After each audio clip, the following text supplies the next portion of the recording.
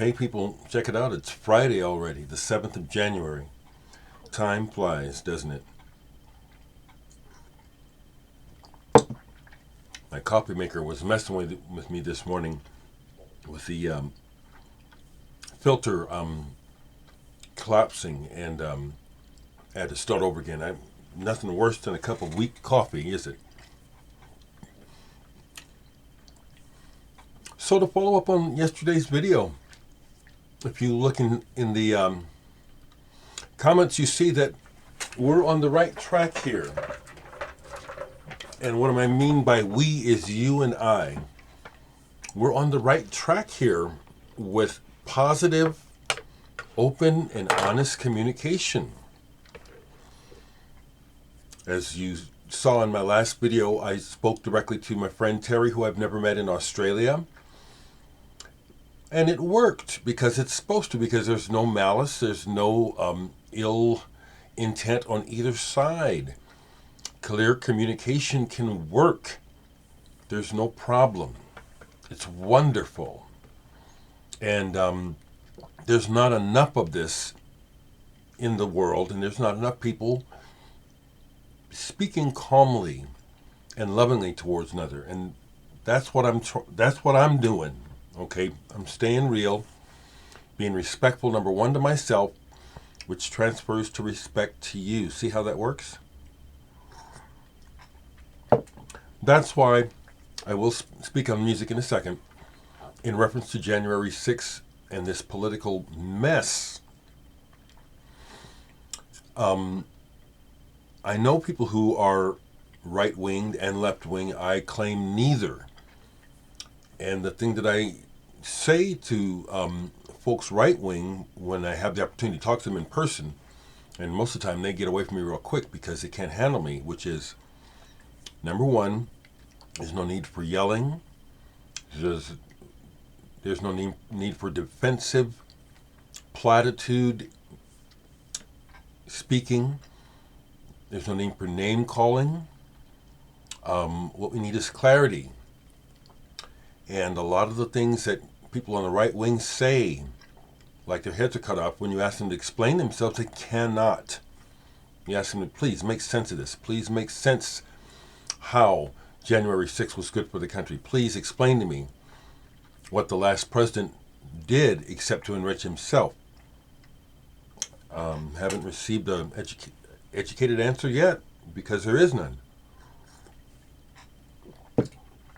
And so I'm saying that calm, mature, reasonable discourse is a way forward, and there's not enough of it. And I listen to the talk on the radio is not what I'm talking about. They're not speaking directly. They're talking in circles and talking bullshit and avoiding the real issues. It's all about playing the game. It's really sad. It's really sad we all suffer. Okay, so music. The first thing I want to share is that yesterday I found a documentary on the musician R. Stevie Moore. Do you know who he is? I used to have one of his albums. I don't anymore. Chris Oliver, you see this? You tell me that you recently collaborated with him? Cool.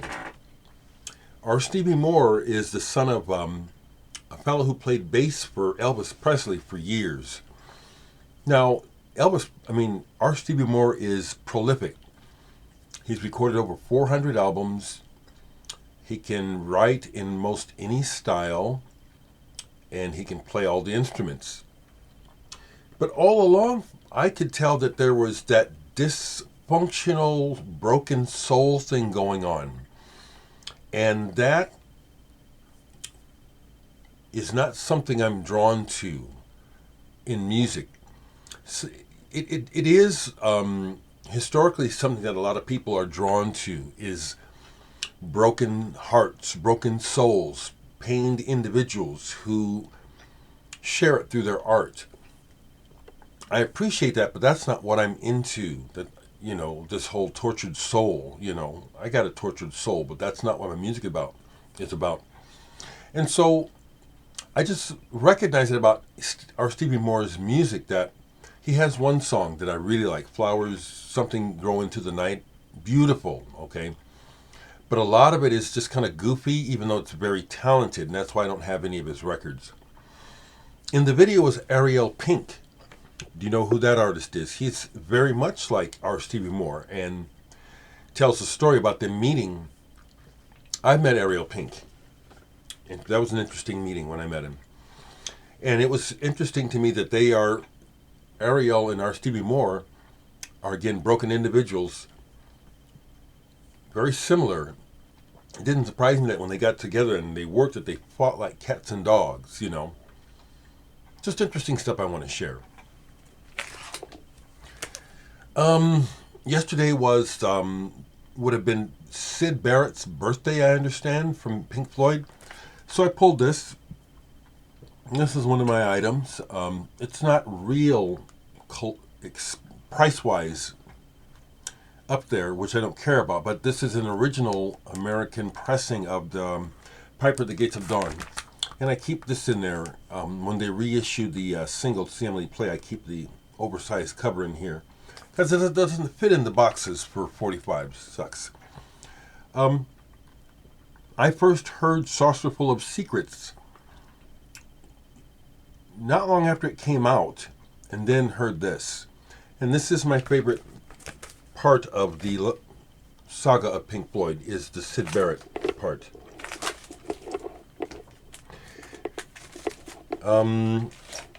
This is something I bought. It's on the compact label, and I keep it, but it's not, I don't think it's all that good.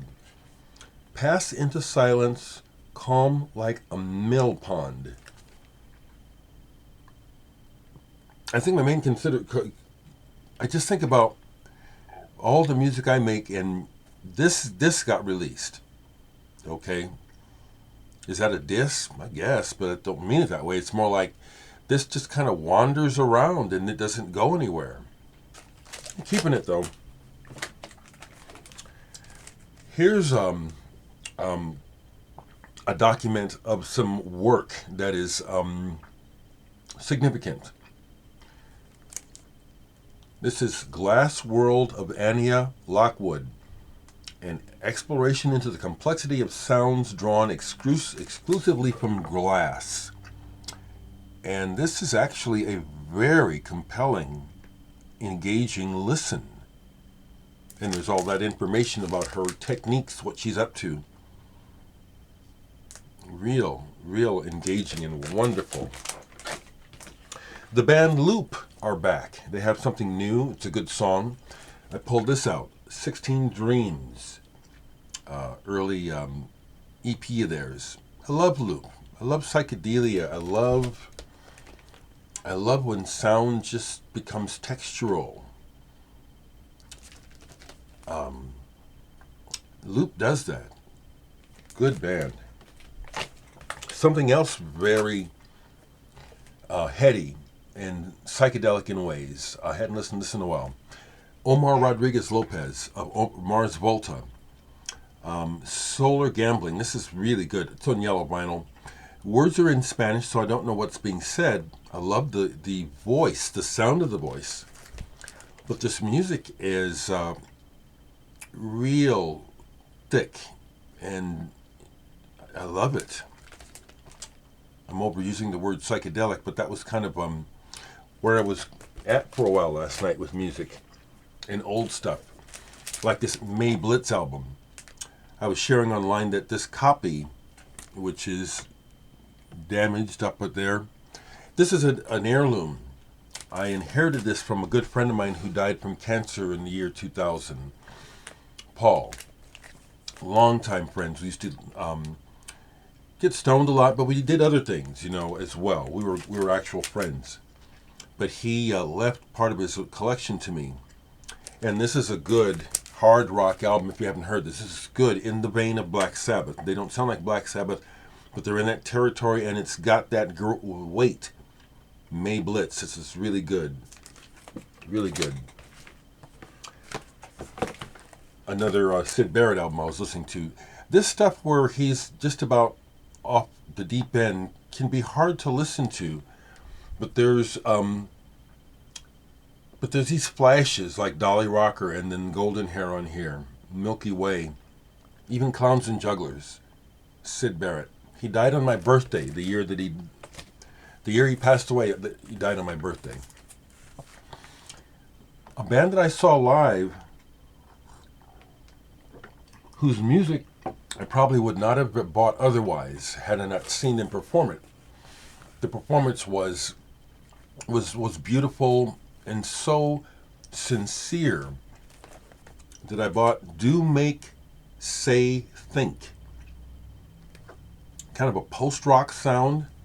This is a thing called Winter Hymn, Country Hymn, Secret Hymn.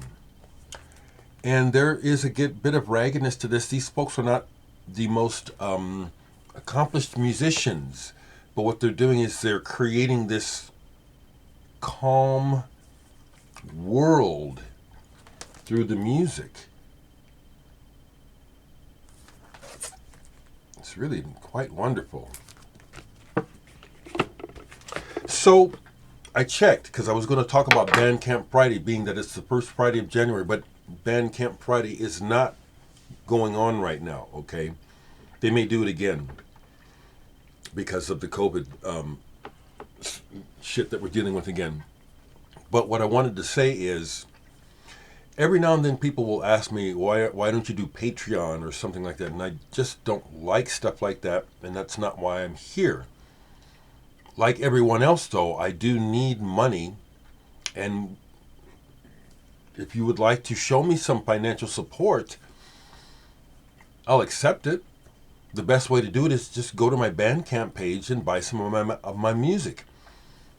Even if you don't listen to it, just buy it, but listen to it because it's good. It's world-class good. My music is as good as anything in this world. Happy that I can say that, and happy that you people are telling me that. Okay? Last thing before I go, I was listening to some Towa Tei. He was in the band D-Light, Japanese DJ. Love his work. I finally got to see him perform at the Hollywood Bowl with Yellow Magic Orchestra in the 2000s. I just love that work. Love that sound. I love that music. Okay, folks. Be well.